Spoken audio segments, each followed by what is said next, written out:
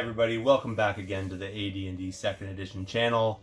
What I'm going to be showing you here today is these Technolog Dark Warriors, I believe they are called, and also Undead Warriors. I'm thinking that was the name of them. It's hard to tell because this is all in Russian. As you can see, I just got this package today, have not even opened it up yet, but that's something I'm going to do, and I'm going to show you these like really in close and in depth.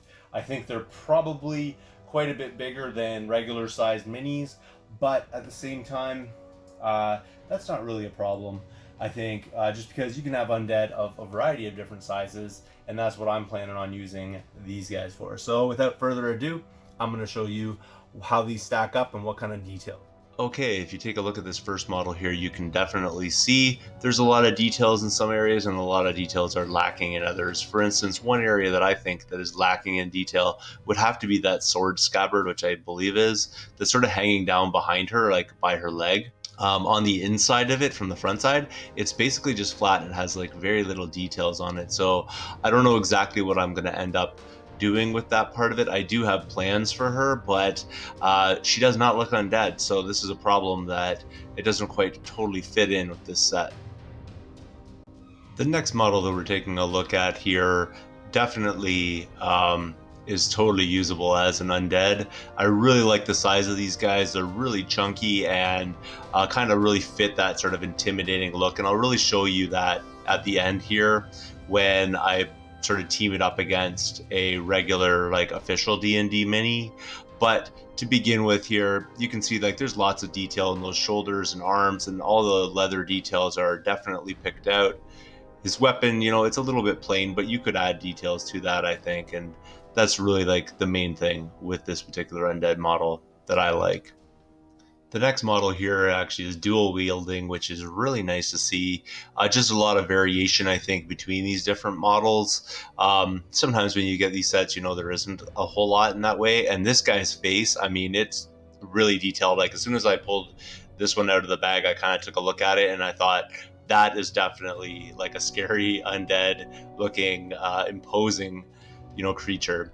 Shoulder pads here, not too detailed, just like sort of one strip on really sort of flat plastic, but you can see details all over the place otherwise. Like if you take a look at the arms, there's lots of like spikes, there's lots of ridges. So really in this sculpt, you're looking at some just absolutely, I think, amazing details for the price that you're paying for these. It's such a wonderful bargain when you want some oversized undead like this one.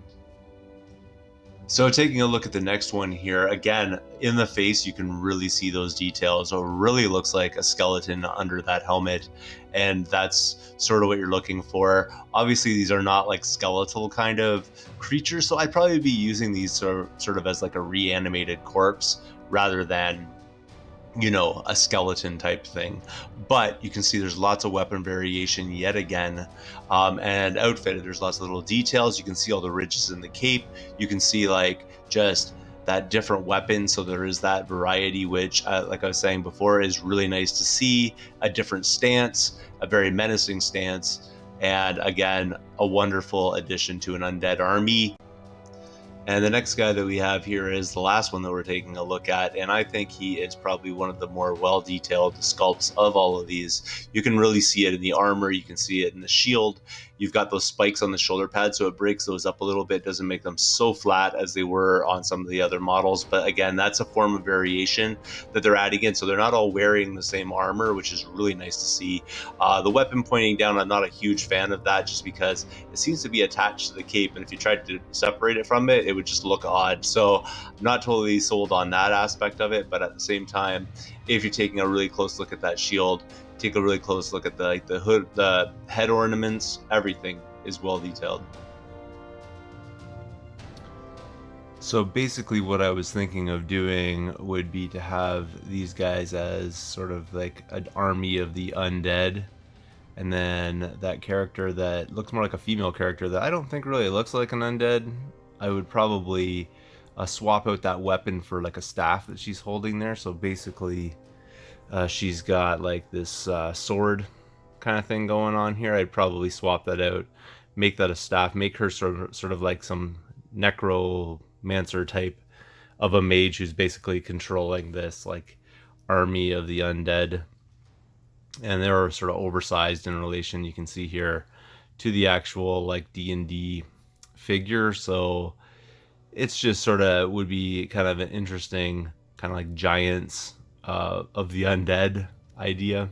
That's what I think I could use these for. So that's really what I was going for here, and just kind of thought that would be an interesting storyline to kind of tie her back in with the rest of this group rather than having her just sit there unpainted. Tell me what you guys think. This is the Technolog Undead Warrior set. I'm gonna put the correct name up for you, but yeah, so I thought this was a pretty good deal and well worth the investment. Thanks again for watching. If you haven't subscribed yet, please do feel free to thumbs up this video, comment down below, and I'll see you all later.